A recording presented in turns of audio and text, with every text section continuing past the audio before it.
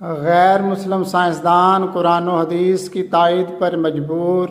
کچھ عرصہ قبل امریکہ کے سائنسدانوں نے یہ انکشاف کیا تھا کہ دن میں 5 مرتبہ نہانے یعنی منہ، ہاتھ اور پاؤں دھونے سے انسان بے شمار چھوٹی چھوٹی بیماریوں سے محفوظ ہو جاتا ہے اور جسم کی تھکاوٹ دور ہو جاتی ہے، انسان تازہ دم رہتا ہے۔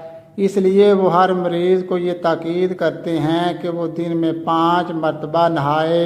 ہر مسلمان اچھی طرح جانتا ہے کہ اللہ تعالیٰ نے ہزاروں سال پہلے مسلمانوں کو دن میں 5 مرتبہ نماز ادا کرنے کا حکم دیا تھا، اور امریکی سائنسدانوں کو یہ بات اب معلوم ہوئی۔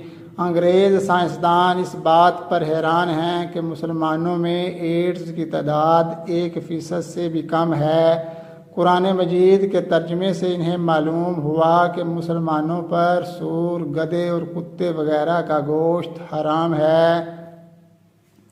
بعد ازاں انہوں نے ریسرچ کی تو اس بات کا پتہ چلا کہ سور کے گوشت میں ایسے جراثیم پائے جاتے ہیں جو ایڈز پھیلاتے ہیں، لہٰذا اب غیر ملکی سائنسدان اس کوشش میں ہیں کہ سور کے گوشت پر کسی طرح پابندی لگ جائے۔ حدیث کی روح سے کتے کے جوٹھے برتن کو اگر 7 مرتبہ دھویا جائے تو اس سے برتن صاف ہوتا ہے۔ اس حدیث پاک کو مد نظر رکھتے ہوئے امریکی سائنسدانوں نے اس پر ریسرچ کی تو انہیں اعتراف کرنا پڑا کہ واقعی کتے کے جوٹھے برتن کو اگر 7 مرتبہ دھویا جائے تو برتن پاک ہو جاتا ہے۔ قرآن مجید میں فرمایا گیا ہے اگر وضو کے لیے پانی نہ ملے تو مٹی سے تیمم کرو۔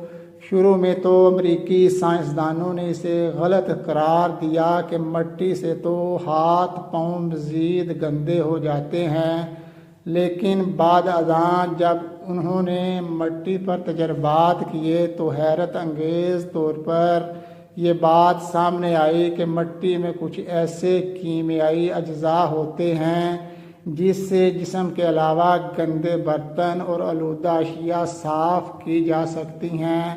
امریکہ میں آپ کسی بھی ہسپتال میں جائیں تو وہاں ایک بورڈ پر لکھا ہوگا ہم ہر مریض کو بچانے کی بھرپور کوشش کرتے ہیں، لیکن اس وقت جو اثر اللہ تعالیٰ سے دعائیں مانگنے میں ہوتا ہے وہ کسی بھی علاج میں نہیں ہوتا۔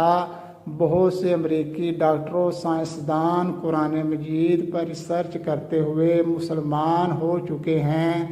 ان کا کہنا ہے کہ ہم نے اس بابرکت کتاب میں جو بات بھی پڑھی وہ سچائی سے بھرپور تھی، اور جس مذہب کی کتاب کا یہ عالم ہے تو اس مذہب کے کیا کہنے۔ اس مذہب کی کتاب سے متاثر ہو کر ہم مسلمان ہو گئے۔